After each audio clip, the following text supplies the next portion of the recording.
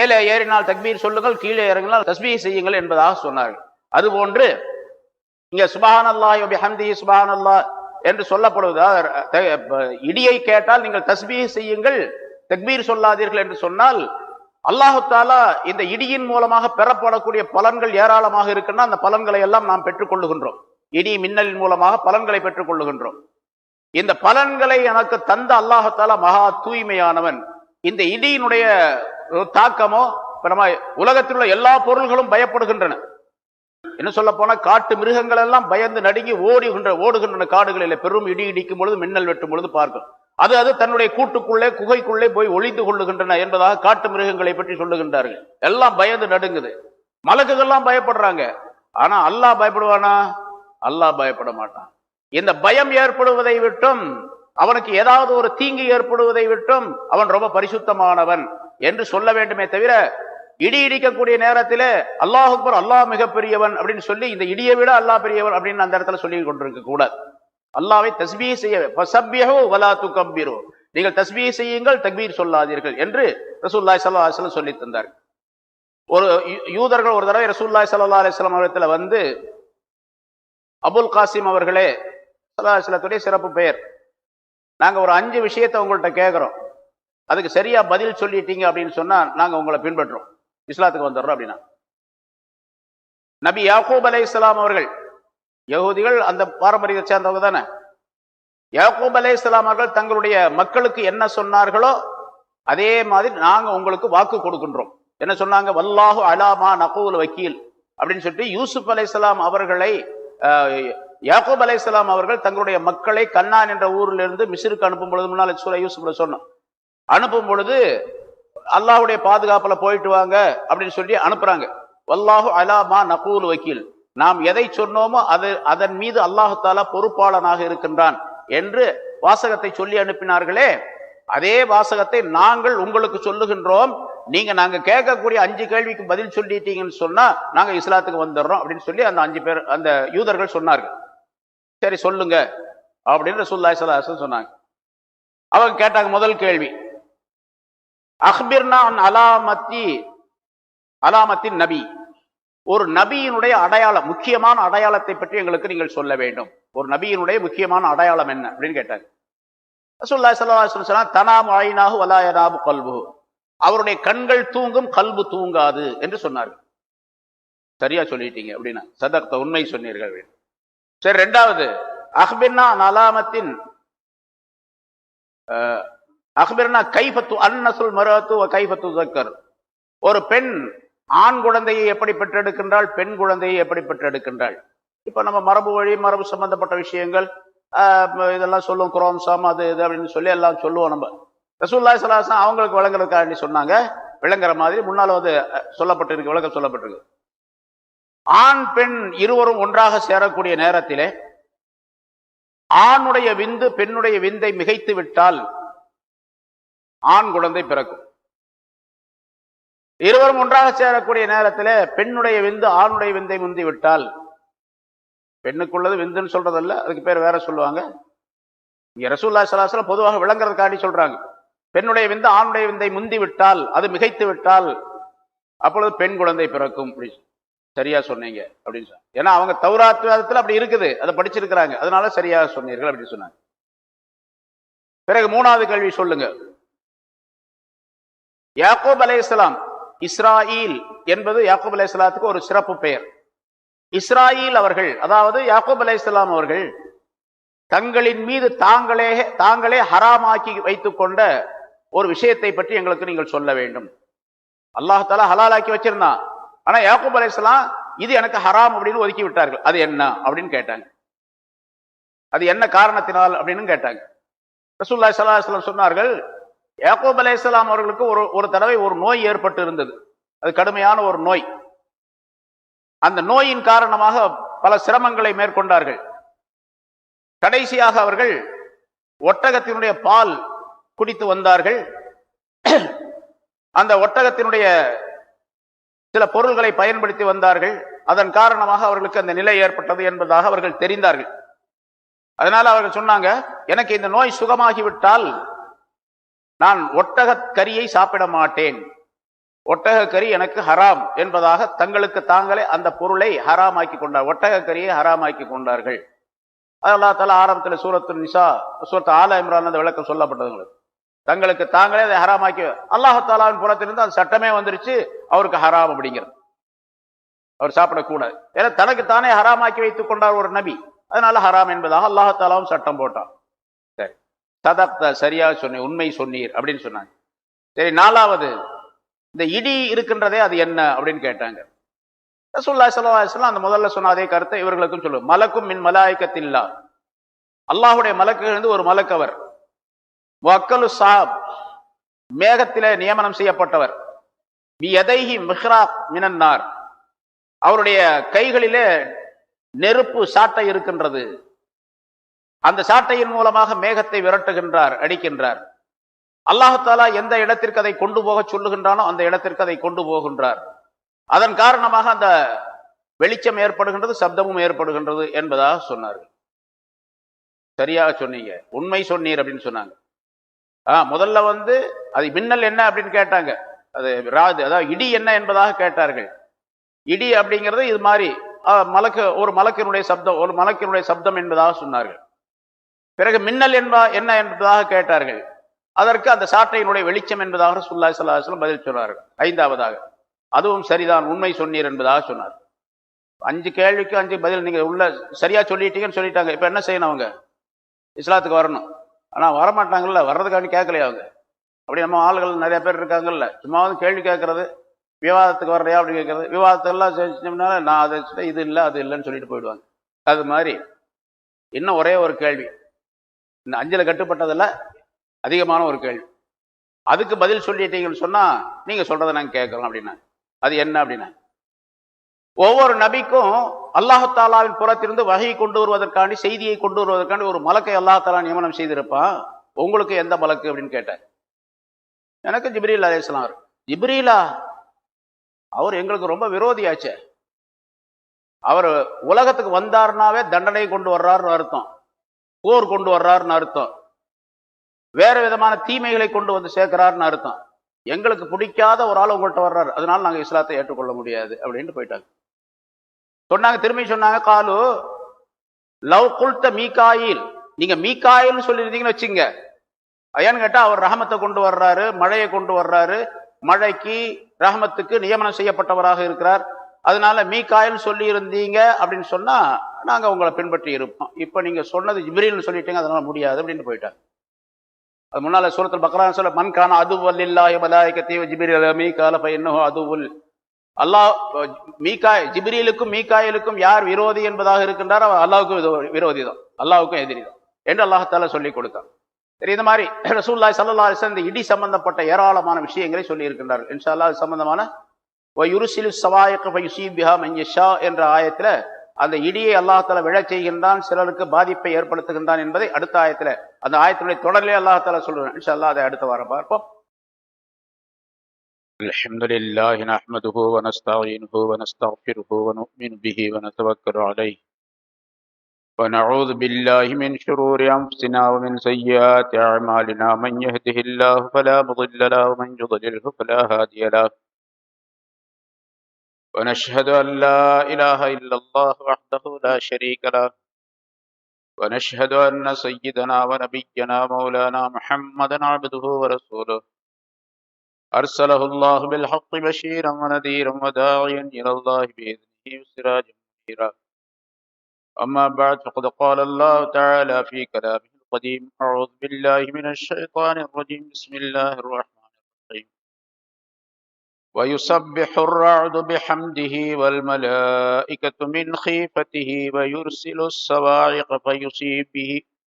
فيصيب بها من يشاء وهم يجادلون في الله وهو شديد المحال.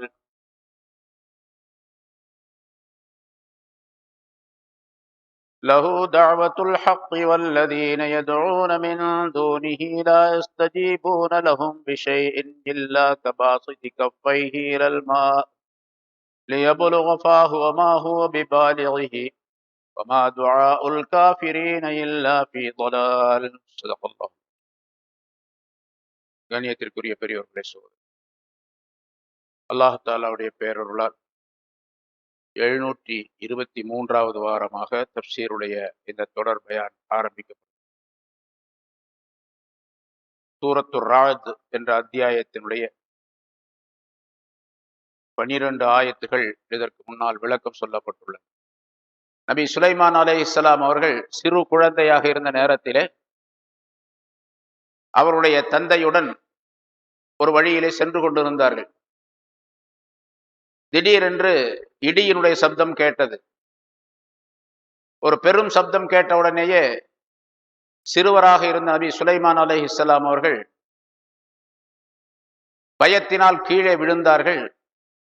தங்களுடைய தந்தையுடைய தாவூத் அலைஹிஸ்ஸலாம் அவர்களுடைய தொடைக்கு நடுவிலே, 2 கால்களுக்கு நடுவிலே போய் நுழைந்து கொண்டார்கள் பயத்தின் காரணமாக. அப்பொழுது நபி தாவூத் அலைஹிஸ்ஸலாம் அவர்கள் தந்தை அவர்கள் மகனிடத்திலே சொன்னார்கள், என்னுடைய அருமை மகனே, இது அல்லாஹ் தஆலாவுடைய ரஹ்மத் பொழிவதற்குரிய முன்னோடியாகும். அல்லாஹ்வுடைய ரஹ்மத் பொழிவதற்கு, அதாவது மழை வருவதற்குரிய முன்னோடியாக அல்லாஹ் தஆலா இந்த சப்தத்தை அனுப்பி இருக்கின்றான். அதைத்தான் இப்பொழுது நீ கேட்டு இருக்கின்றாய். அவனுடைய தண்டனைக்குரிய ஒரு முகத்திமா, ஒரு முன்னோடியான ஒரு இடி, ஒரு சப்தம் கேட்டால் நீ எப்படி ஆகி விடுவாய், உனக்கு என்ன நிலை ஏற்படும் என்பதை நீ புரிய வேண்டும் என்பதற்காக வேண்டி, அவர்கள் தெரிந்து கொள்ள வேண்டும் என்பதற்காக வேண்டி தாவூத் அலைஹிஸ்ஸலாம் அவர்கள் தங்களுடைய மகன் சிறிய குழந்தையாக இருந்த சுலைமான் அலைஹிஸ்ஸலாம் அவர்களிடத்திலே சொல்லி காட்டினார்கள் என்று ஒரு வரலாறு குறிப்பிடப்படுகிறது. ஆக இடி இடிப்பது என்பது மழையையும் கொண்டு வரலாம், அதற்கு மாறாக தண்டனையையும் கொண்டு வரலாம்.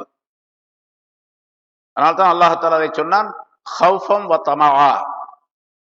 மனிதர்களிலே சிலர் அல்லாஹ் தஆலா இடியை ஏற்படுத்துகின்றான் மனிதர்கள் பயப்படுவதற்காக வேண்டியும் ஆசை வைப்பதற்காக வேண்டியும் என்பதாக சொன்னார். ஒரு தடவை ரசூலுல்லாஹி ஸல்லல்லாஹு அலைஹி வஸல்லம் சொன்னார்கள், இன்னல்லாஹ யுன்ஷிஉஸ் ஸஹாப். அல்லாஹ் தஆலா மேகத்தை திரண்டு வரச் செய்கின்றான். அந்த மேகத்தின் இடையிலிருந்து இடியினுடைய சப்தம் கேட்கின்றது.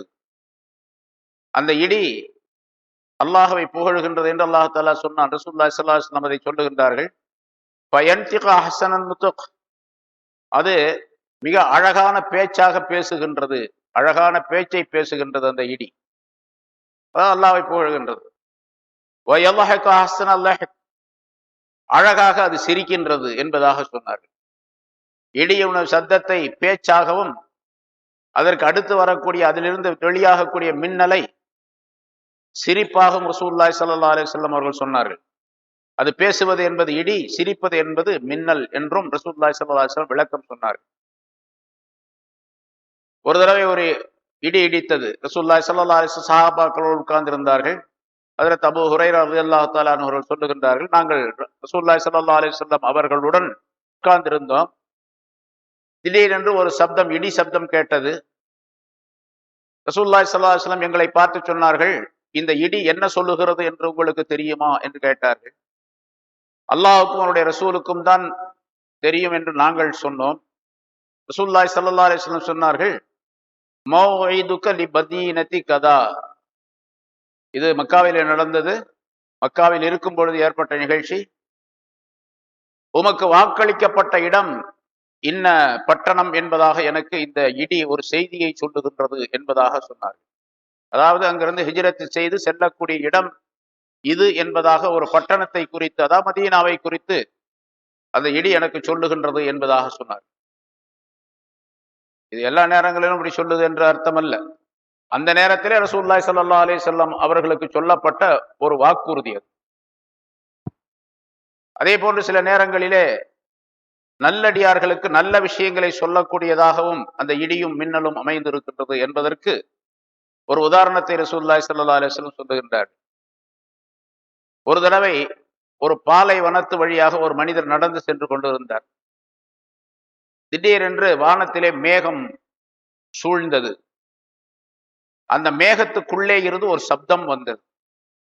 நடந்து சென்று கொண்டிருக்கக்கூடிய அவர் அந்த சப்தத்தை கேட்டார். ரசூலுல்லாஹி ஸல்லல்லாஹு அலைஹி வஸல்லம் சொல்லுகின்றார்கள், சப்தத்தை கேட்டார். இன்ன பெயருள்ள இன்ன மனிதருடைய தோட்டத்திற்கு நீ தண்ணீரை புகட்டுவாயாக என்று அந்த மேகத்துக்குள்ளே இருந்து சப்தம் வந்தது. இந்த மனிதருக்கு பெரிய ஆச்சரியமாக இருந்தது.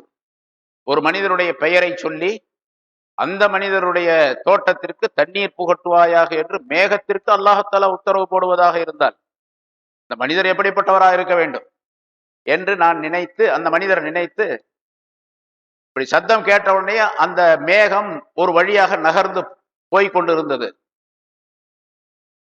மேகம் செல்லக்கூடிய அந்த வழியிலேயே இந்த மனிதரும் சென்றார். கொஞ்ச தூரம் சென்ற பின்னால் ஒரு மலைப்பகுதி, மேட்டு பகுதி, மலைக்கு மேலே அந்த மேகம் நின்றது. சென்று கொண்டிருந்த மேகம் நின்று விட்டது. இவரும் அந்த மேகத்தை நோக்கி போய்கொண்டே இருந்தார். மேகத்தினுடைய அந்த வழியிலேயே அந்த மேட்டு, அந்த மலை வந்தவுடனே இவரும் நின்று விட்டார். அது நின்றவுடனே பிறகு அந்த மேகத்திலிருந்து மழை பொழிய ஆரம்பித்தது. மேட்டு பகுதியிலே, மலைப்பகுதியிலே மழை பொழிய ஆரம்பித்த காரணத்தினால் மேலே இருந்து அந்த நீர் வழிந்தோடி வந்தது. வழிந்தோடிய அந்த நீர் ஒரு கால்வாய், ஒரு தோட்டத்திற்கு அருகிலே உள்ள ஒரு கால்வாய்க்கு வந்து சேர்ந்தது. அந்த தண்ணீர் வரக்கூடிய வழியிலேயே அந்த மனிதரும் வந்தார்.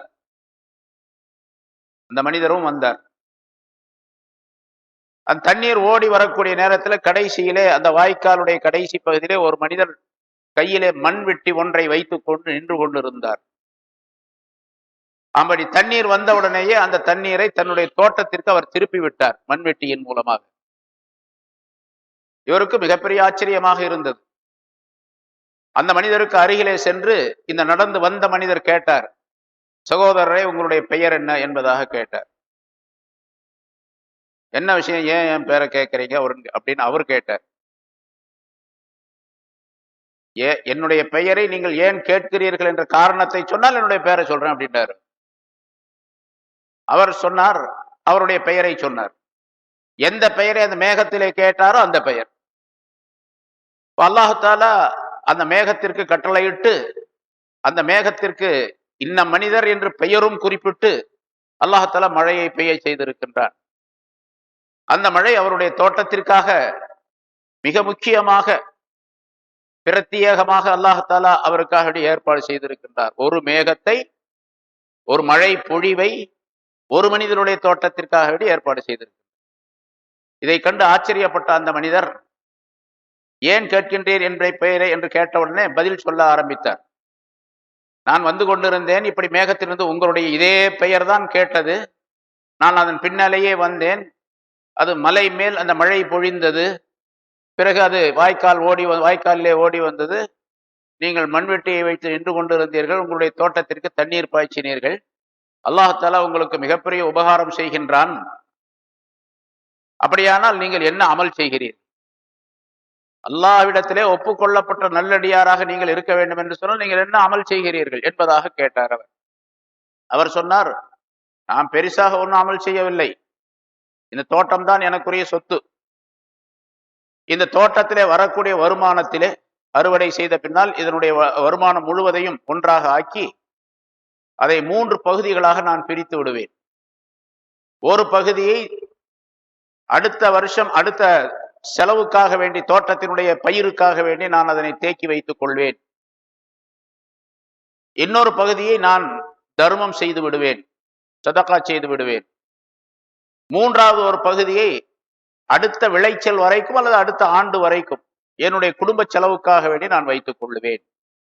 இப்படி எனக்கு வரக்கூடிய இந்த தோட்டத்தில் வரக்கூடிய வருமானத்தை 3 பங்குகளாக ஆக்கி இப்படி நான் செய்து கொண்டிருக்கின்றேன் என்று சொன்ன பொழுது, அதன் காரணமாகத்தான் அல்லாஹ் தஆலா உமக்கு இந்த ரஹமத்தை வழங்கி இருக்கின்றான் என்பதாக அவர் சொல்லி சென்றார் என்பதாக ரசூலுல்லாஹி ஸல்லல்லாஹு அலைஹி வஸல்லம் அவர்கள் முற்காலத்தில் நடந்த ஒரு நிகழ்ச்சியை சொல்லி காட்டுகின்றார்.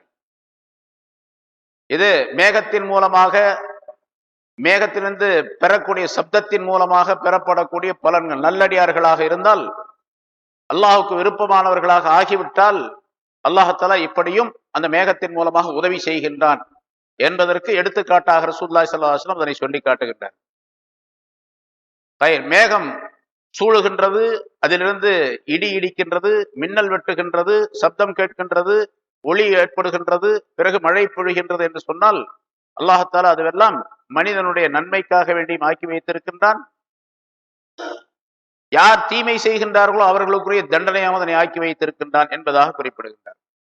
சென்ற வாரம் பல விஷயங்கள் இது சம்பந்தமாக சொல்லப்பட்டன. அடுத்து அல்லாஹால அதே ஆயத்தினுடைய தொடரிலே சொல்லுகின்றான், தண்டனையை சொல்லுகின்றான். மேகம் அதாவது இடி அல்லாஹ்வை தஸ்பீஹ் செய்கின்றது, பயத்தின் காரணமாக மலக்குகளும் தஸ்பீஹ் செய்கின்றார்கள் என்று சொல்லி அல்லாஹால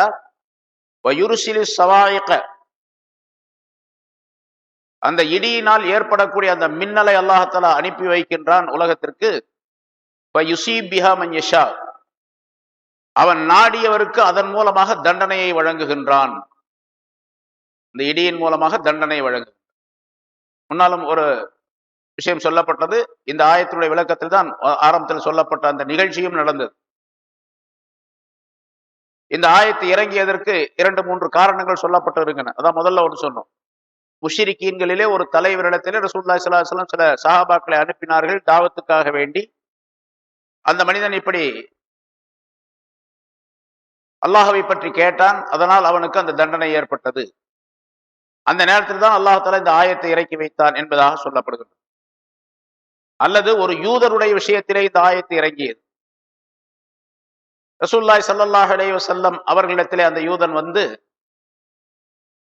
முஹம்மதே ஸல்லல்லாஹு அலைஹி வஸல்லம், எனக்கு சில விஷயங்களை ஒரு விஷயத்தை எனக்கு நீங்கள் தெரிவிக்க வேண்டும். உம்முடைய ரப்பு ரப்பு என்பதாக நீர் சொல்லுகின்றீரே, அந்த ரப்பு என்பவன் முத்து வைரம் வைடூரியத்தினால் செய்யப்பட்டவனா அல்லது வேறு உலோகங்களால் செய்யப்பட்டவனா என்று கேட்டுக்கொண்டிருந்தான்.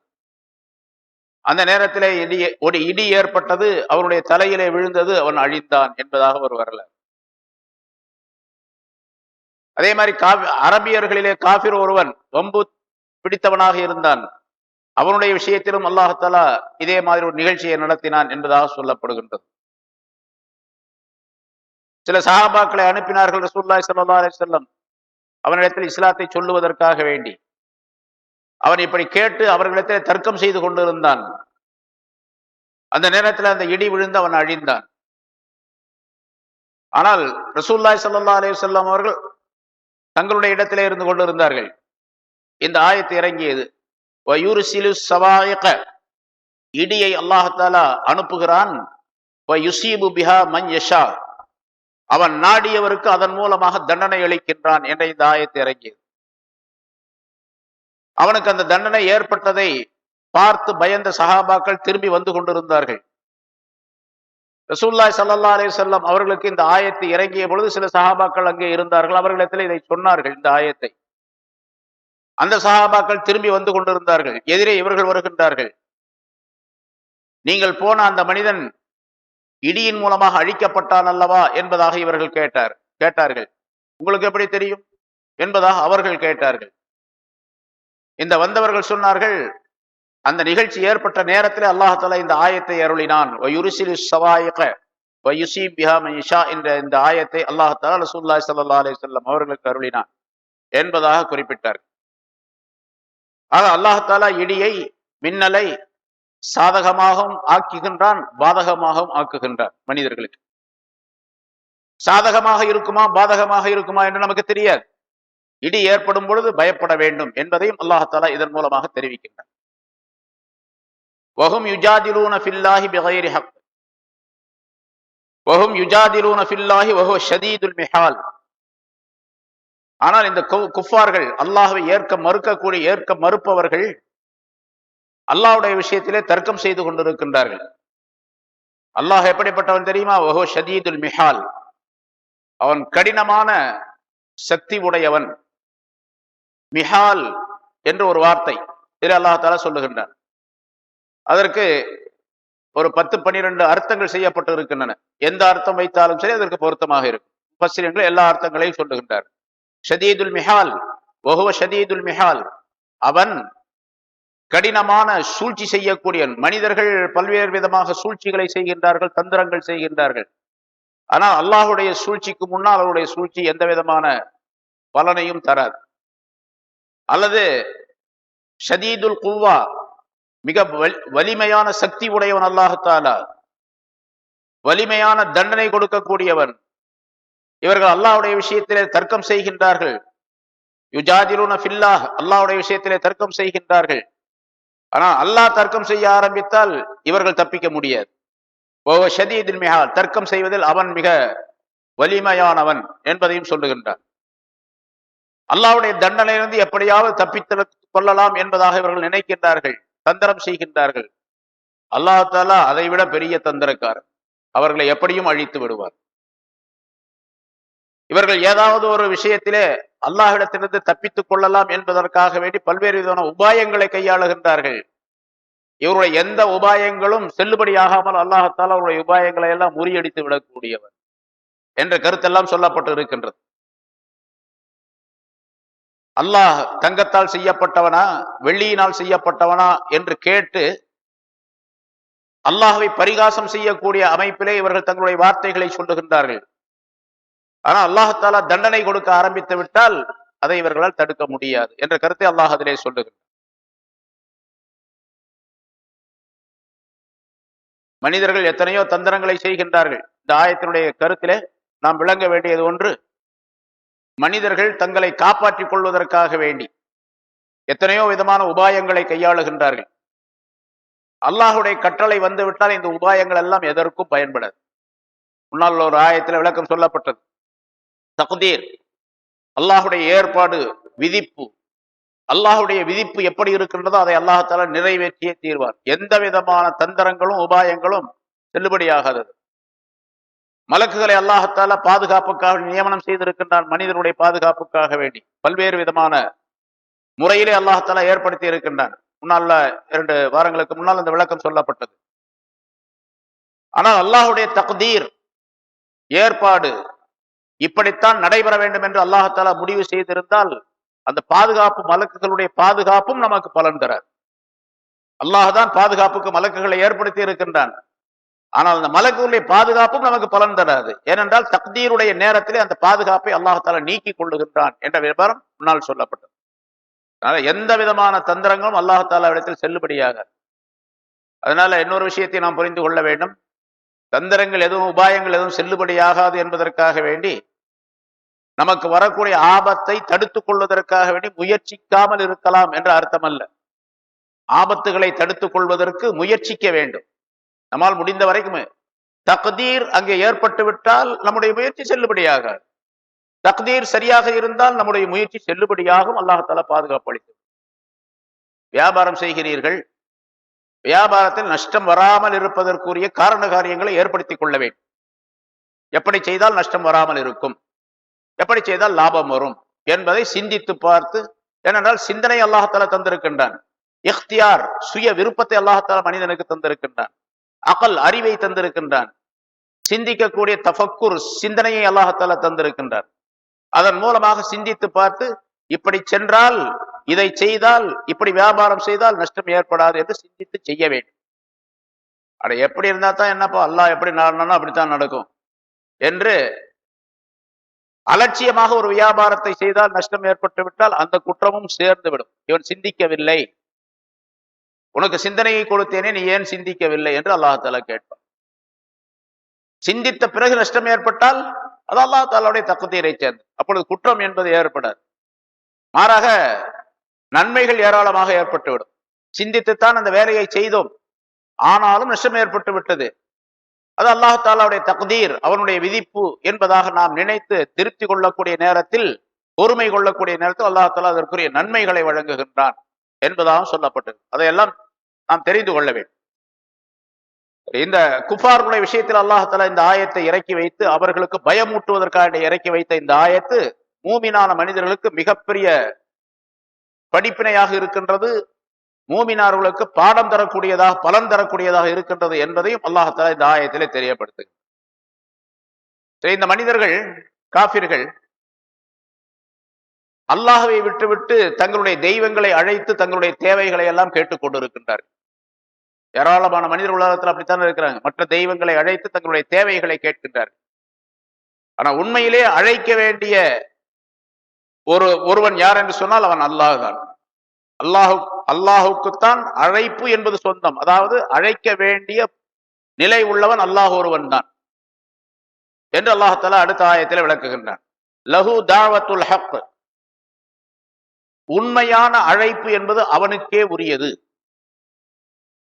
லஹு தாவத்துல் ஹக் என்ற இந்த வாசகம் பல்வேறு விதமான கருத்துக்களை கொண்டது. முதல் அர்த்தம் இப்ப சொன்னது, உண்மையின் அழைப்பு, சத்தியத்தின் அழைப்பு அவனுக்கு உரியது. உண்மையிலேயே அழைக்கப்பட வேண்டியவன் அவன் ஒருவன் தான் என்று அர்த்தம். அவனுக்குத்தான் உரியது, அவனைத்தான் அழைக்க வேண்டும். அவன் அல்லாத வேறு எந்த தெய்வங்களையும் எந்த மனிதர்களையும் எந்த விதமான சக்திகளையும் கூப்பிடக்கூடாது, அழைக்கக்கூடாது என்பது முதல் கருத்து. இன்னொரு கருத்து, லஹு தாவத்துல் ஹக், அவனுக்கு உரியது ஹக்குடைய தாவா, சத்தியத்தின் அழைப்பு என்று சொன்னால்,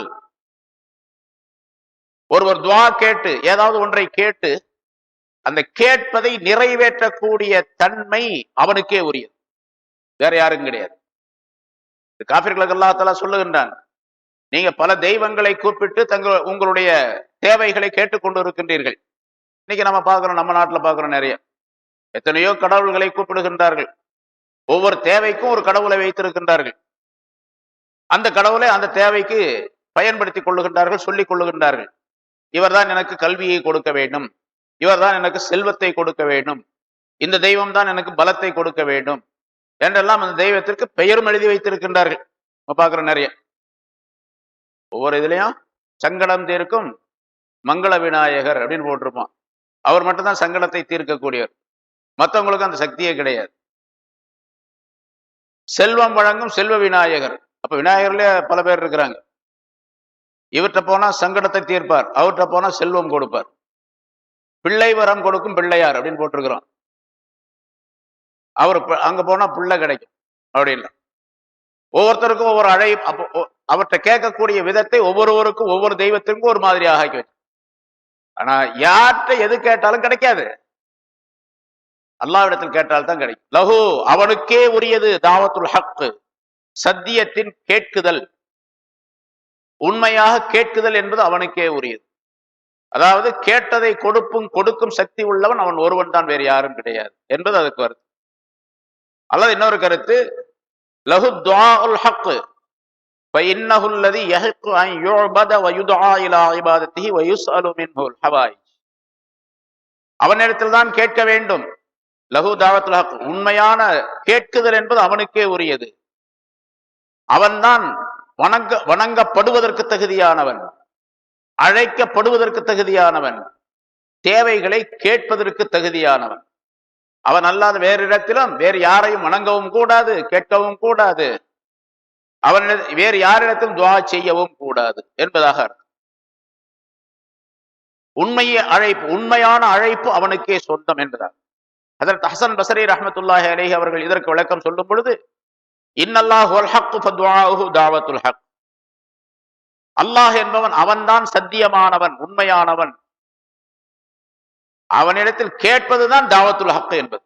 தாவத்துல் ஹக் என்று சொன்னால் உண்மையின் அழைப்பு அப்படின்னு அர்த்தம். அவனிடத்தில் கேட்பதுதான் தாவத்துல் ஹக் என்பது என்று விளக்கம் சொல்லுகின்றார்.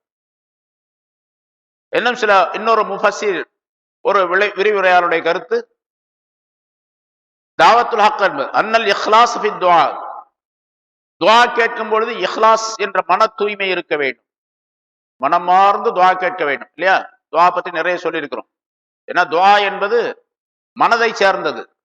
கையை நீட்டி துஆ கேட்டாலும் கூட, வாய் மொழியின் மூலமாக சில விஷயங்களை நாம் சொன்னாலும் கூட, கல்பு எப்படி இருக்கின்றதோ, மனம் எப்படி ஒன்றி இருக்கின்றதோ அந்த அளவுக்கு தான் கேட்டது கிடைக்கும். அதனால இஹ்லாஸ் என்பது துஆவிலே கண்டிப்பாக இருக்க வேண்டும். அதுக்கு பெயர் தான் தாவத்துல் ஹக் என்று சொல்லப்படும் என்று மற்றொரு விளக்கம் சொல்லப்பட்டது. தாவத்துல் ஹக் என்பது துஆஉஹு இன்தல் ஹௌஃப், பயம் ஏற்படக்கூடிய நேரத்திலே அல்லாஹ்வை அழைப்பது என்பதுதான் தாவத்துல் ஹக் என்பதாக சொல்லுகின்றார். ஏன்னா எல்லா மனிதர்களும் சரி, மூமினானவர்கள் மூமின் அல்லாதவர்களும் கூட பயமான ஒரு சூழ்நிலை, சிரமமான ஒரு சூழ்நிலை ஏற்படும் என்ற நேரத்தில் தான் அல்லாஹ்வை அழைப்பார்கள். அல்லாஹ் தஆலா குர்ஆன்ல ஒரு விஷயத்தை சொல்லும் பொழுது, இவர்கள் கடல் பிரயாணம் செய்கின்றார்கள், கப்பலிலே சென்று கொண்டிருக்கக்கூடிய நேரத்திலே ஏதாவது ஆபத்து ஏற்பட்டு விட்டால் அல்லாஹ்வை அழைக்கின்றார்கள் முஹ்லிஸீன லஹுத்தீன், மார்க்கம் என்பது அவனுக்கே சொந்தம் என்ற நிலையிலே இஹ்லாஸ் உடையவர்களாக, மன தூய்மை உடையவர்களாக அவனையே அழைக்கின்றார்கள். பலமா நஜ்ஜாஹும் மினல் பர்ரி, அந்த ஆபத்தை நீக்கி அல்லாஹால அவர்களை கரைக்கு கொண்டு வந்து சேர்த்து விட்டால் அல்லாஹ்வை மறந்து விடுகின்றார். அப்ப அந்த ஒரு இக்கட்டான சூழ்நிலை ஏற்படக்கூடிய நேரத்திலே எந்த மனிதராக இருந்தாலும் சரி அல்லாஹ்வை தான் அழைக்கின்றார். எந்த மனிதராக இருந்தாலும் அல்லாஹ்வை தான் அழைக்கிறார். அதுக்கு பேர் தான் தாவத்துல் ஹக் என்று சொல்லப்படும் என்று மற்றொரு கருத்து சொல்லப்பட்டு இருக்கு. அல்லாஹ்வை தவிர வேறு யாரையாவது அழைத்தால், துஆ கேட்டால், தேவையை கேட்டால் அவர் வழி தவறியவர், தவறான வழியிலே செல்லக்கூடியவர். எத்தனை பேர் எத்தனை துஆக்களை கேட்கிறாங்க அல்லாஹ் அல்லாதவரிடத்துல, அல்லாஹ் அல்லாத தெய்வங்களிடத்தில் மட்டுமல்ல, அல்லாஹ் அல்லாத மனிதர்களிடத்திலே. அதனால அல்லாஹ்வை தவிர வேறு யாரிடத்திலும் கேட்பது என்பதும் கூட இருக்கக்கூடாது. அதனால கடன் கேட்கக்கூடாது, உதவி கேட்கக்கூடாதுங்கிற அர்த்தம் அல்ல. முன்னால ஐயாக்க நாபது ஐயாக்க நஸ்தாயின் என்பதற்கு ஆரம்பத்திலே விளக்கம் சொல்லியிருக்கு, பல தடவை சொல்லப்பட்டு. அல்லாஹ் தஆலா சொல்லுகிற ஒரு இடத்துல வல்ல மன் ததுஊன இல்லா இய்யாஹு, அவனை தவிர வேறு எவரையாவது அழைத்தால் அவர் வழிகட்டு விட்டார், வழி தவறி விட்டார் என்பதாக சொல்லுது. கேட்பது அவனிடத்தில் தான் இருக்க வேண்டும். அதனால ஒரு சட்டமும் சொல்லப்படும், எனக்கு என்னுடைய தேவையை அல்லாஹ்வும் இந்த ஹாஜியாரும் தான் நிறைவேற்றி வைத்தார் என்று சொன்னால் அவருக்கு குஃப்ரு வந்துவிடும். அல்லாஹ்வும் இவரும் தான் எனக்கு நிறைவேற்றி வைத்தார். சில பேர் சொல்லுவாங்க அல்லாஹ்வுக்கு அடுத்ததாக உங்களை தாங்க நம்பி இருக்கிறேன் அப்படின்னு. அப்படியும் சொல்லக்கூடாது, தப்பு. அல்லாஹ்வை தான் நம்பி இருக்கின்றேன், அல்லாஹ்வை நம்பி உங்களிடத்தில் உதவி தேடுகின்றேன் என்று சொல்லலாம். அல்லாஹ்வை நம்பி வந்திருக்கிறேன், பார்த்து கொஞ்சம் உதவி செய்யுங்க என்று சொல்லலாம். அல்லாஹ்வை தான் நம்ப வேண்டும், இன்னொருவரையும் கூட்டாக ஆக்கிவிடக் கூடாது. அது குஃப்ரை உண்டாகும். பல பேர்கிட்ட நம்ம பார்க்கிறோம் வாசகம், இந்த சொல்லக்கூடிய வாசகம் அல்லாஹ்வுக்கு அடுத்ததாக உங்களை தாங்க நம்பி இருக்கு என்று சொல்லக்கூடிய வாசகம் நிறைய இருக்கு. பல பேர் சொல்றாங்க, அது தவறான வாசகம். அல்லாஹ்வை மட்டும்தான் நம்ப வேண்டும், அல்லாதவரை நம்பவே கூடாது. அல்லாஹ்வை நம்பி உதவி கேட்கும். உதவி கேட்பது என்பது வேறு. அவர் உதவி செய்தால் அவருக்கு ஷுக்ர் செய்ய வேண்டும், நன்றி செலுத்த வேண்டும், அவருக்கு வாழ்த்து கூற வேண்டும், அவருக்கு பிரதி உபகாரமாக ஏதாவது செய்ய முடிந்தால் செய்ய வேண்டும். அதெல்லாம் மனித தன்மையை சேர்ந்தது, ஈமானுடைய இஸ்லாமுடைய தன்மையை சேர்ந்தது, அது வேற விஷயம். ஆனா அல்லாஹுக்கு இணையாக இன்னொருவரை ஆக்கி அல்லாஹும் நீங்களும் தான் உதவி செய்ய வேண்டும் என்று சொல்லக்கூடிய அமைப்பிலே உதவி தேடுவது என்பது கூட வல்ல மன் ததுஊன இல்லா, இந்த ஆயத்தினுடைய கருத்து லஹு தாவத்துல் ஹக் என்ற ஆயத்தினுடைய கருத்தும் அதுதான்.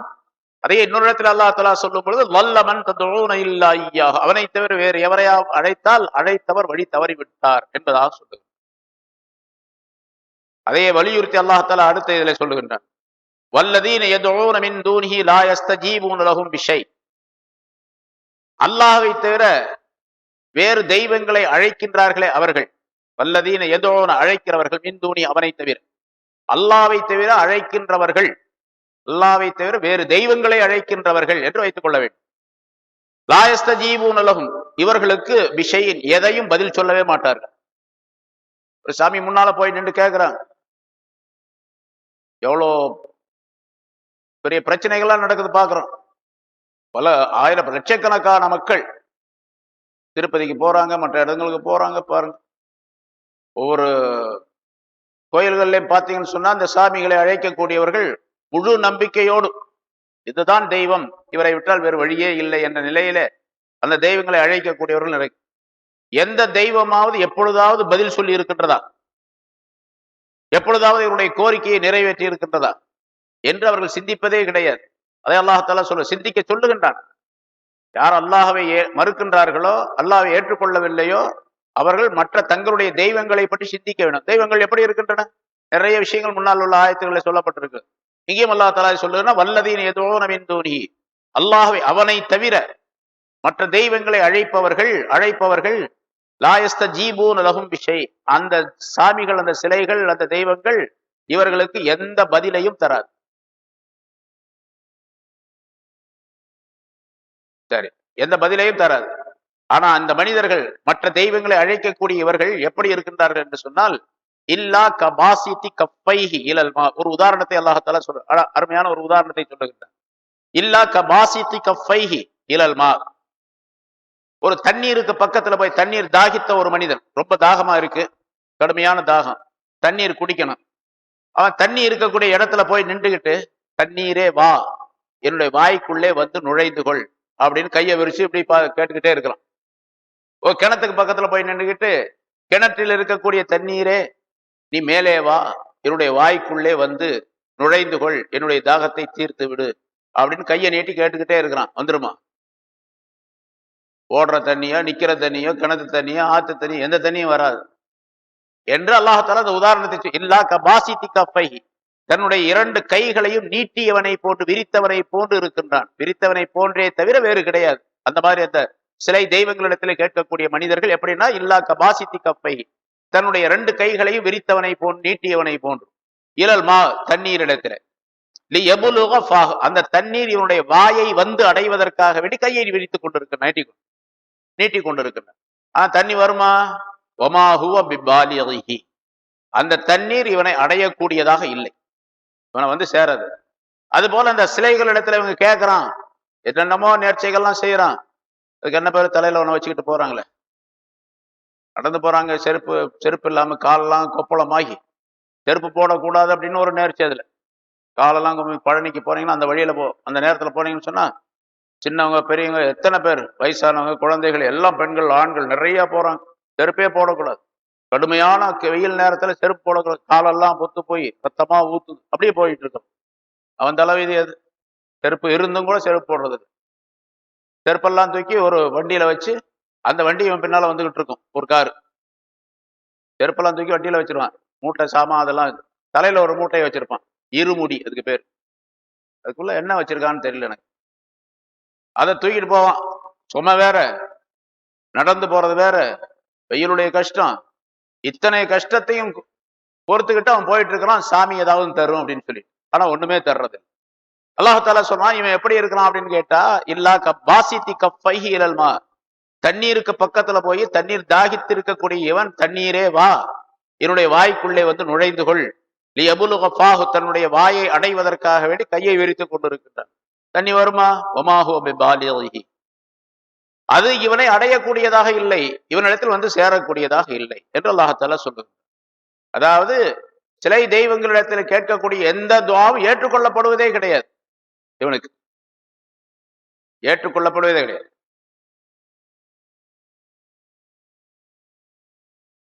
இதுல 3 விதமான கருத்துக்களை இந்த ஆயத்தில் அல்லாஹால தெரியப்படுத்துகின்றான்.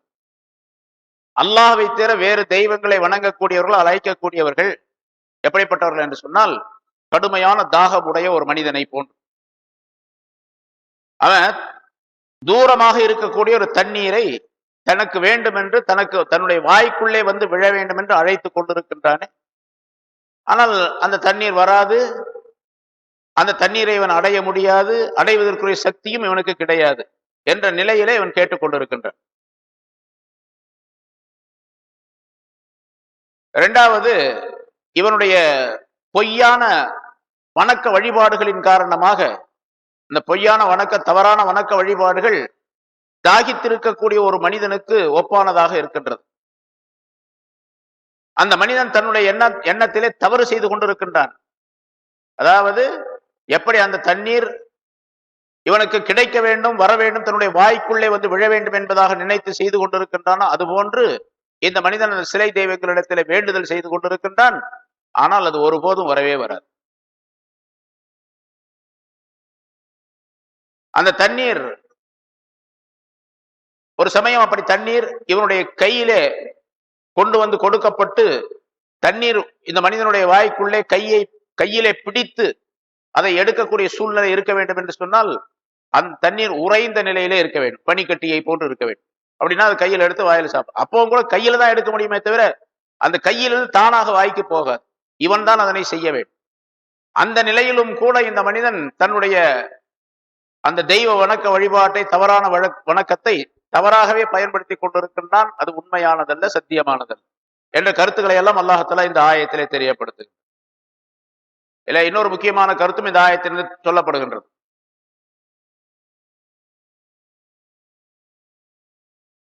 அல்லாஹ் அடுத்த ஆயத்தில் அதை குறிப்பிடுகின்றார்.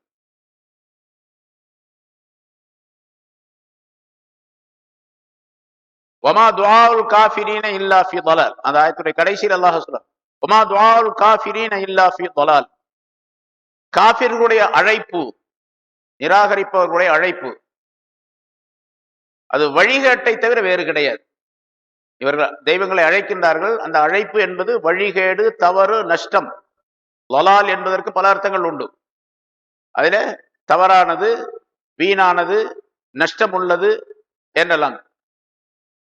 இந்த நஷ்டத்தை தவிர, தவறானதை தவிர, வீணானதை தவிர வேறு எதுவுமே கிடையாது இவர்களுடைய அழைப்பு.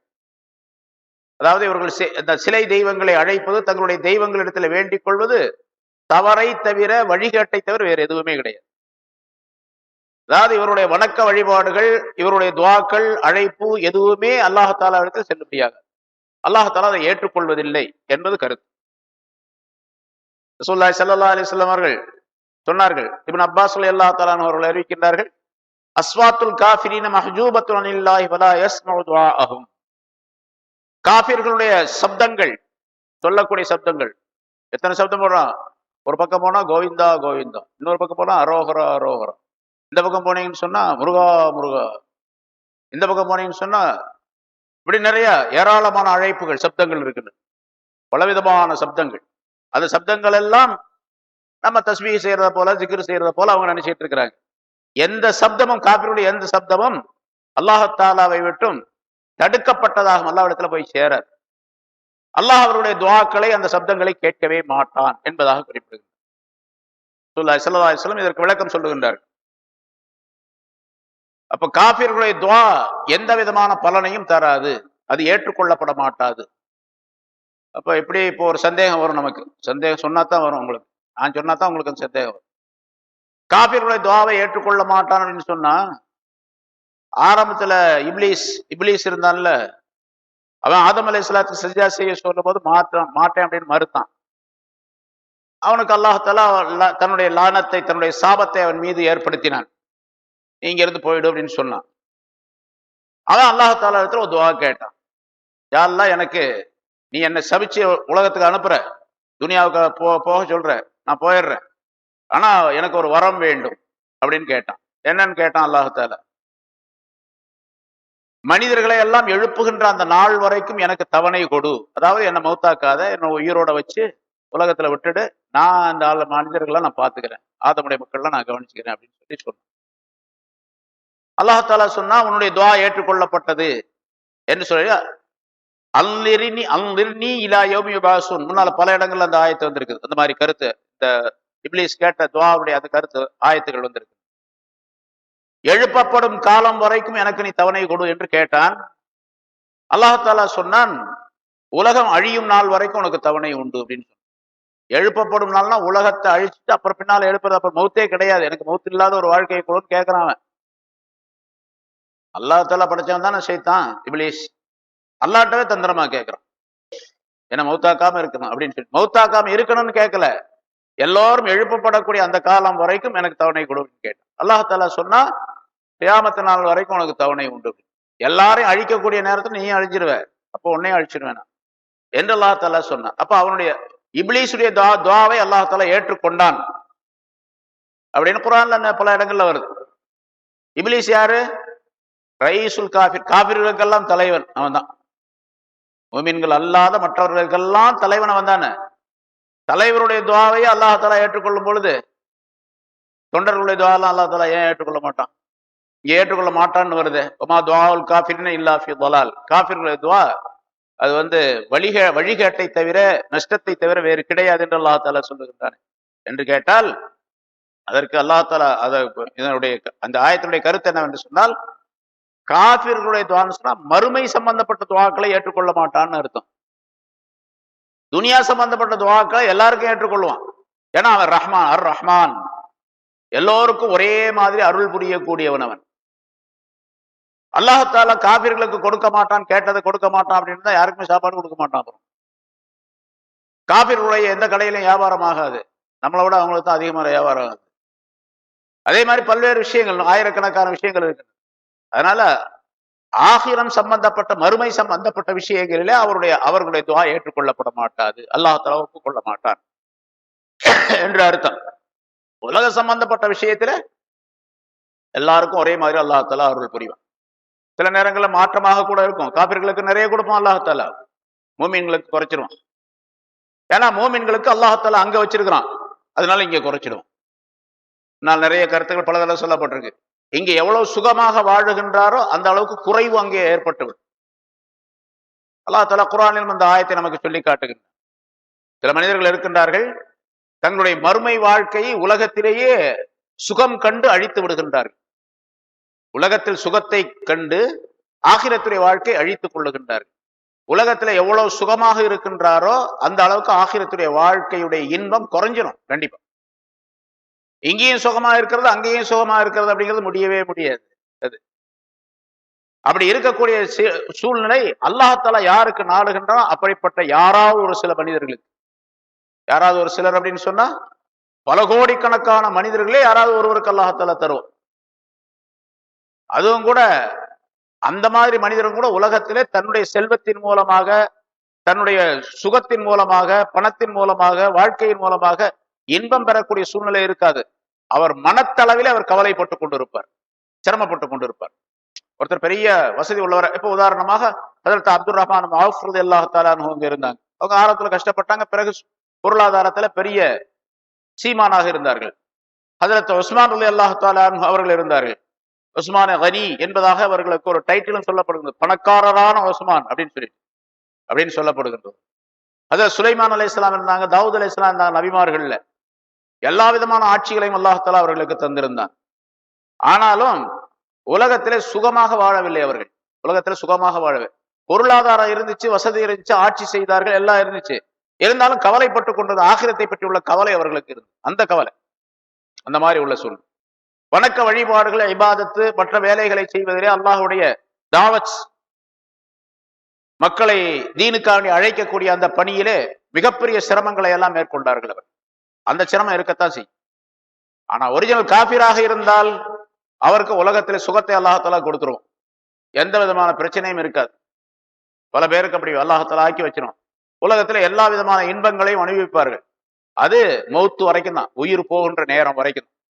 அதுக்கு பின்னால் அல்லாஹாலா அதை கடுமையான தண்டனையாக மாற்றி விடுவார் இவர் உலகத்துடைய இந்த செல்வம். அதனால மூமினானவர்களும் கூட உலகத்திலே செல்வங்களை குறைத்துக் கொள்வதுதான் ஆகிரத்திலே சிறப்பாக வாழ்வதற்குரிய வழியாகும் என்பதை பல ஹதீஸ்களின் மூலமாக ரசூலுல்லாஹி ஸல்லல்லாஹு அலைஹி வஸல்லம் சொல்லுகின்றார். பல குர்ஆனுடைய ஆயத்தில் நிறைய சொல்லப்பட்டு இருக்கிறது. அதிகமாக வேண்டும், அதிகமாக வேண்டும் என்பதுதான் மனிதனை அழித்து விடுகிறது. அல்ஹாக்குமு தகாசுர், அல்ஹாக்கும் உங்களை அழித்து நாசமாக்கி விட்டது. அத்தகாசுர், அதிகமாக வேண்டும் வேண்டும் என்று நீங்கள் சொல்லுவது. எதை வேண்டும்? எது அதிகமாக வேண்டும்? பொருள் அதிகமாக வேண்டும், வசதி அதிகமாக இருக்க வேண்டும், இன்பம் அதிகமாக இருக்க வேண்டும், வீடு மாடி மனைகள் சொத்துக்கள் சுகங்கள் எல்லாம் நிறைய இருக்க வேண்டும் என்று அதிகம் வேண்டும் என்பது உங்களை அழித்து விட்டது, நாசமாக்கி விட்டது. ஹத்தா ஜுர்துமுல் மகாபிர், ஹத்தா ஜுர்தும் நீங்கள் சந்திக்கும் வரைக்கும், அல் மகாபிர் கபறுகளை சந்திக்கும் வரைக்கும் என்று அல்லாஹ் தஆலா சொல்லுகின்றான். அதனால உலகத்துல எந்த அளவுக்கு சுகமாக வாழக்கூடிய சூழ்நிலை இருக்கின்றதோ அந்த அளவுக்கு ஆகிரத்துல அந்த இன்பம் குறைஞ்சிடும். பல தடவை சொல்லப்பட்ட விஷயம், எல்லாருக்கும் தெரிஞ்ச விஷயம் தான். திரும்பவும் நாம் நினைவில் அதை ஏற்படுத்திக் கொள்ள வேண்டும். ஹஜ்ரத் அப்துல் ரஹ்மான் அவுஃப் ரலியல்லாஹு தஆலா அன்ஹு அவர்களை பற்றி ரசூலுல்லாஹி ஸல்லல்லாஹு அலைஹி வஸல்லம் சொன்னார்கள், என்னுடைய சஹாபாக்கள் எல்லாம் சொர்க்கத்துக்கு போன பின்னால 500 ஆண்டுகளுக்கு பின்னால் அப்துல் ரஹ்மான் சொர்க்கத்திற்கு செல்ல நான் கண்டேன் என்பதாக. பின்னால் நடக்கக்கூடிய விஷயத்தை ரசூலுல்லாஹி ஸல்லல்லாஹு அலைஹி வஸல்லத்துக்கு அல்லாஹ் தஆலா காட்டுறான், ஒரு காட்டி தருகின்றார். கண்டேன், என்ன காரணம் என்று கேட்ட பொழுது, இந்த மாதிரி அவருடைய சொத்துக்கு கணக்குகளை சமர்ப்பித்து விட்டு போவதற்கு நேரமாகி விடுகின்றது, காலம் கடந்து விடுகின்றது என்பதாக. இது அப்துல் ரஹ்மான் இப்னு அவ்ஃப் ரலியல்லாஹு தஆலா அன்ஹு அவர்களுக்கு ரசூலுல்லாஹ் சொன்ன இந்த செய்தி தெரியாது. ஒரு தடவை அவர்கள் ரசூலுல்லாஹி ஸல்லல்லாஹு அலைஹி வஸல்லத்துடைய மௌத்துக்கு பின்னால் வெளிநாட்டுக்கு வியாபாரம், சிரியாவுக்கு வியாபாரத்துக்கு போய்விட்டு வருகின்றார். ஏராளமான ஒட்டகங்களே சரக்குகளை கொண்டு வருகின்றார். அந்த இங்க இருந்து சரக்குகளை எடுத்துட்டு போய் அங்க வித்துட்டு அங்க இருந்த பொருள்களை எல்லாம் வாங்கிட்டு வர்றார். ஹஜ்ரத் அன்னை ஆயிஷா ரலியல்லாஹு தஆலா அன்ஹா அவர்கள் தங்களுடைய வீட்டுல இருக்கிறாங்க. தெருவுல ஒரே சத்தம், என்ன இவ்வளவு பெரிய சத்தமா இருக்குது அப்படின்னு. தங்களுடைய திரையை விலக்கி பார்க்கின்றார்கள், புழுதி மண்டலமாக இருக்கின்றது, நிறைய அந்த மண் தராது, இந்த காலத்துல எல்லாமே மண்ணு தரது. எந்த இடத்துல ரசூலுல்லாஹி ஸல்லல்லாஹு அலைஹி வஸல்லத்துடைய ரவுலா இருக்கின்றதோ அதுக்கு பக்கத்துல திரையை விலக்கி கொண்டு பார்க்கின்றார்கள், ஒரே புழுதி மண்டலமாக இருக்கின்றது. நூற்றுக்கணக்கான ஒட்டகங்கள் போய் கொண்டு இருக்கின்றன. பக்கத்துல கேட்டாங்க, இது என்ன இது எப்படி அப்படின்னு கேட்டாங்க. அப்துல் ரஹ்மான் வியாபாரத்திற்கு போய்விட்டு வருகின்றார். அவருடைய ஒட்டகங்கள் சென்றதின் காரணமாக அந்த புழுதிகள் பறந்து மேகம் போல அடைத்துக் கொண்டன. அவரிடத்தில் மக்கள் எல்லாம் அவரிடத்தில் சரக்குகள் வாங்குவதற்காக போய் கொண்டிருக்கின்றார்கள் அப்படின்னு.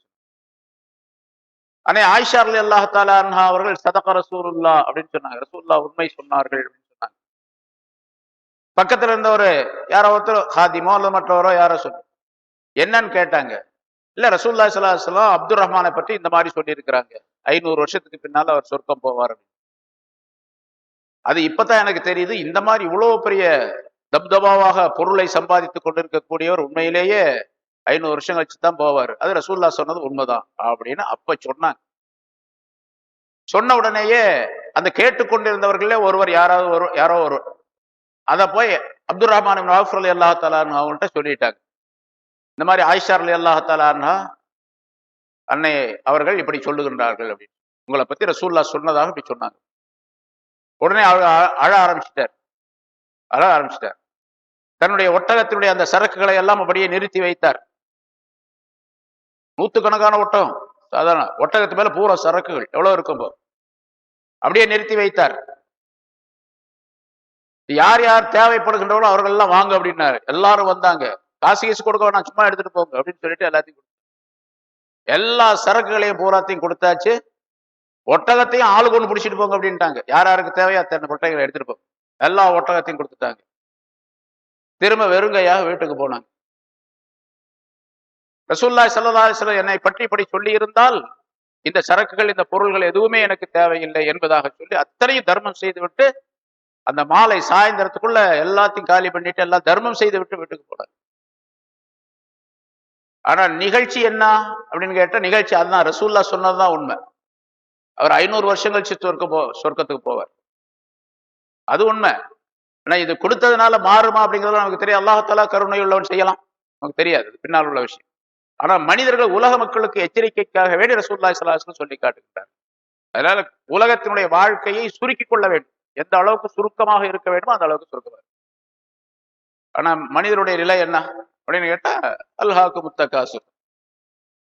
அதே மாதிரி ரசூலுல்லாஹி ஸல்லல்லாஹு அலைஹி வஸல்லம் சொன்னாங்க, அதிகம் உங்களை நாசமாக்கி விட்டது என்று அல்லாஹ் சொல்றான். இந்த அதிகம்னா என்ன அப்படிங்கிறதுக்கு ஒரு விளக்கத்தை அந்த ஆயத்துக்கு கீழே அந்த ஹதீஸை எழுதுகின்றார்கள் முஃபஸ்ஸிரீன். அது என்ன? லவ்கான லிப்னி ஆதம் வாதியானி மின் ஸஹப் லப்தகா ஸாலிஸா. தங்கத்தினால் 2 வாய்க்கால்கள் ஆதமுடைய மகனுக்கு ஓடினாலும் சொன்னா தங்கம் உருகி ஓடுதுங்க, அது மாதிரி 2 பெரிய வாய்க்கால் இருக்குது உனக்கு. அவன்கிட்ட போய் கேளுங்க, இது போதுமா உனக்கு அப்படிங்க. லப்தகா ஸாலிஸா, 3வது ஒண்ணு இருந்தா நல்லா இருக்கு அப்படின்னு. இன்னொரு ஹதீஸ்ல 3 வாய்க்கால்கள் ஓடினாலும் 4வது ஒண்ணு இருந்தா நல்லா இருக்கு அப்படின்னு சொல்லுவோம். மனிதன் போதுங்கிற மனமே ஏற்படாது. அதை ரசூலுல்லாஹி ஸல்லல்லாஹு அலைஹி வஸல்லம் இன்னொரு ஹதீஸ்ல சொல்லும் பொழுது, மனிதனுடைய வயிற்றை நிரப்பி வைப்பது, அதாவது மனத்தை நிரப்பி வைப்பது போதும் என்ற நிலையை உண்டாக்க அவனுக்கு கபரு தான் என்று ஆசை. கபருக்கு போனா தான் அது வரைக்கும் அவனுக்கு நிம்மதியே ஏற்படாது. வேணும் தான் கேட்டுட்டு எந்த மனிதனா இருந்தாலும் சரி, அது அஜத்தா இருந்தாலும் சரி, அல்லாத எல்லாத்துக்கும் அதே சட்டம். பொருளாசை உங்களுக்கு மட்டும் இல்லையா அஜத்து அப்படின்னு கேட்காதீங்க, எல்லா அஜத்துக்கும் இருக்கும். இன்னும் வேணும் தான். ஏன்னா சம்பளம் கம்மியா கொடுத்தா கூடுதலா கேட்கறோம்ல, என்னங்க எவ்வளவு சம்பளம் கொடுக்குறீங்க அப்படின்னு கேட்கறோம். இப்போ கூடுதலா கேட்கறது தான். இருக்கிறத கொண்டு அபூபக்கர் சித்திக் ரலியல்லாஹு தஆலா அந்த மாதிரி சம்பளம் கொடுத்தா இவ்வளவு வேண்டாம் அப்படின்னு சொல்றது உண்டு. ஆனா அப்படி உலமாக்கள்ல நம்ம இந்தியாவில் நிறைய பேர் இருந்திருக்கிறாங்க. ஏதாவது அந்த உலமாக்கள்ல சில பேருடைய வாழ்க்கையை பார்க்கிறோம். சம்பளம் கொடுத்துக்கிட்டு இருந்தாங்க, ஒரு இடத்துல ஓதி கொடுத்துட்டு இருந்தாங்க. 5 ரூபா, அந்த காலத்துல 5 ரூபா, மாசம் 5 ரூபா சம்பளம் கொடுத்தாங்க. அந்த காலத்துல 5 ரூபாய்க்கு பெரிய சம்பளம். அது 5 ரூபாய் கொடுத்தாங்க. அவர் பேசித்தான் செஞ்சார், எனக்கு 5 ரூபா சம்பளம் கொடுக்கணும்னு பேசி செஞ்சார். அந்த 5 ரூபாய் கொடுத்துக்கிட்டே இருந்தார் அவரு. கொஞ்ச நாள் ஆன உடனே இவர் சொன்னாரு, எனக்கு இப்ப 3 ரூபா போதும் அப்படின்னாரு. அது யாருங்க அந்த அஜெட், அந்த மாதிரி ஒரு அஜெட் இருந்தா பரவாயில்லையே, 3 ரூபா போதும் அப்படின்னாரு. என்ன சம்பளத்தை கூட்டலான்னு இருக்கிறேன், நீங்க குறைக்கிறீங்களே என்ன கேடு? இல்ல, எனக்கு 3 ரூபாயும் எங்க அம்மா இருந்தாங்க, அவங்களுக்கு 2 ரூபாயும் நான் அனுப்பிக்கிட்டு இருந்தேன். என்னுடைய வீட்டுக்கு 3 ரூபாய், எங்க அம்மா இருந்தாலும் அவங்களுக்கு 2 ரூபாய் மணி ஆர்டர் அனுப்பிட்டு இருந்தேன். இப்ப எங்க அம்மா மௌத்தா போனாங்க, அந்த காசு எனக்கு தேவையில்லை, அதனால எனக்கு 3 ரூபா போதும் அப்படின்னாரு. அந்த மாதிரி யார் இருக்கிறார்? அப்படி போதும் என்ற மனப்பான்மை உடையவர்கள் நிறைய பேர் இருந்திருக்காங்க. சரி, இங்க எதுக்கு சொன்ன எந்த ஆயத்து? வமா துஆஉல் காஃபிரீன இல்லா ஃபி ضلال. காஃபிருடைய துஆ வழிகேட்டை தவிர வேறு எதுவும் கிடையாது என்று சொன்னால், காஃபிர்கள் கேட்பதையெல்லாம் அல்லாஹ் தஆலா உலக விஷயத்துல கொடுப்போம், கேட்கறதெல்லாம் கொடுத்துரும்.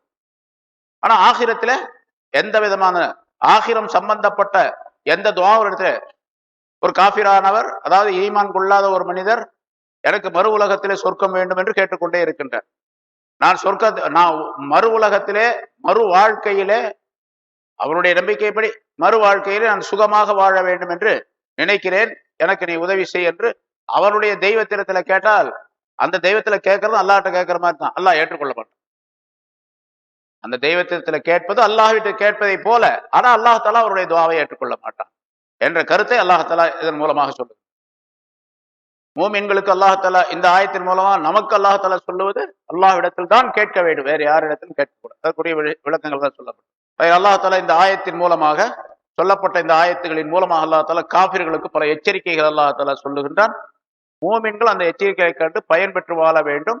அதே போல அல்லாஹ் தஆலாவுடைய அச்சமும் ஆதரவும், அவனுடைய பயமும் அவருடைய நம்பிக்கையும் ஒவ்வொரு மூமினான மனிதரிடத்திலும் இருக்க வேண்டும் என்பதையும் அல்லாஹ் தஆலா தெரியப்படுத்துகிறது. இது பற்றியும் நிறைய சொல்லப்பட்டிருக்கிறது. ஏன்னா அல் ஈமானு பைனல் ஹௌஃபி வர் ரஜா என்று சொன்னார்கள் ஸல்லல்லாஹு அலைஹி வஸல்லம். ஈமான் என்பது அச்சத்திற்கும் ஆதரவுக்கும் இடைப்பட்ட ஒன்று.